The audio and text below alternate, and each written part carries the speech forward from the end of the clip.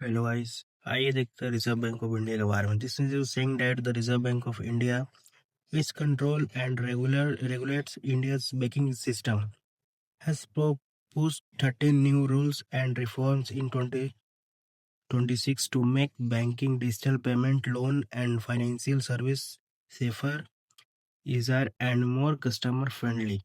Think of it as a RBI trying to modernize India's banking system for the future. यह खबर कहती है कि भारतीय रिजर्व बैंक आरबीआई, जो भारत की बैंक व्यवस्था को नियंत्रित और विनियमित करता है, ये 2026 में 13 नए नियमों और सुधारों का प्रयास दिया जाएगा। की चेंजेस इन सिंपल वर्ड्स। पहला, 1 hour safety look for large digital payment. तो आपको 1 घंटे की कूलिंग कूलिंग पीरियड मिल सकती है और इस दौरान बैंक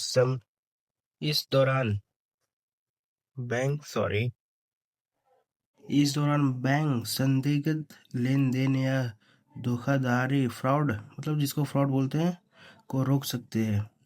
यदि भुगतान गलती से हो गया हो तो ग्राहक के पास उसे सुधारने या वापस लेने का अवसर हो सकता है। इसका जो बेनिफिट है, ये ऑनलाइन स्कैम और गलती से पैसे ट्रांसफर होने की संभावना कम होगी, मतलब कि लेस चांस ऑफ स्कैम का चांस कम रहेगा और एक्सीडेंटल ट्रांसफर। दूसरा है keep the same account number when changing bank, मतलब कि similar to mobile number portability और you could switch from one bank to another and still keep the same account number. इसका benefit है easier to change bank without updating everyone. तीसरा है faster international payment using digital rupees. ये RBI want BRICS countries to connect their digital currencies और international trade and travel payments could become faster and cheaper. इसका benefit है US dollar और SWIFT इस estimate पर निर्भर कम होगी, जिससे देशों के बीच लेन-देन अधिक आसान और कुशल बना सकेगा रहेगा। चौथा, new rules for wallets and prepaid cards. Better KYC rule, more protection for users. Wallet companies will face strict regulation. इसका बेनिफिट सेफर डिजिटल वॉलेट, मतलब डिजिटल वॉलेट पहले से अधिक सुरक्षित और भरोसेमंद बनेगा। पांचवा है loan recovery agent can not harass browser borrowers. ये proposed rule include recovery calls only between 8 a.m. and 7 p.m. No public humiliation. No harassment for family members. मतलब फैमिली मेंबर्स को हरासमेंट नहीं होगा। और प्रॉपर ऑथोराइजेशन रिक्वायर्ड। इसका benefit है better treatment for borrowers, मतलब कि उधारकर्ताओं के जो उधार लेते हैं ना, उनके साथ अधिक सम्मानजनक और बेहतर व्यवहार शुरू होगा।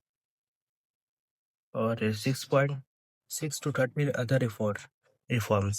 This included better rules for bank and NBFCs, a stronger risk management है, simple reporting requirements है, fair financial advertisements है, improved banking service in rural areas. इसका बेनिफिट है एक अधिक मजबूत पारदर्शी और ट्रांसपोर्ट फाइनेंशियल सिस्टम।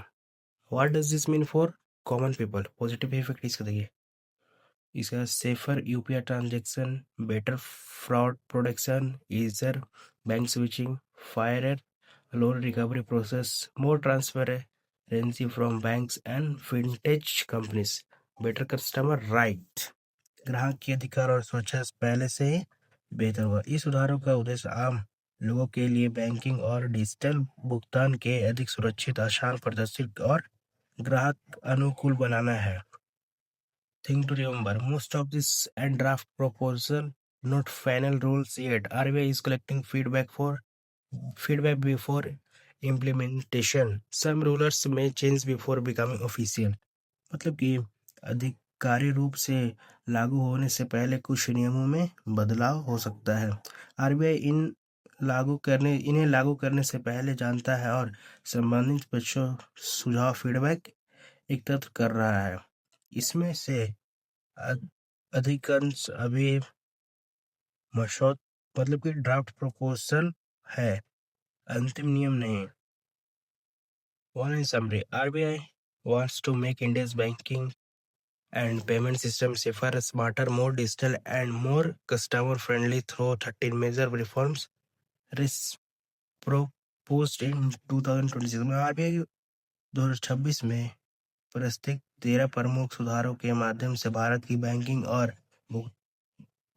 भुगतान प्रणाली को अधिकार सुरक्षा, स्मार्ट, डिजिटल और ग्राहक अनुकूल बनाना चाहता है।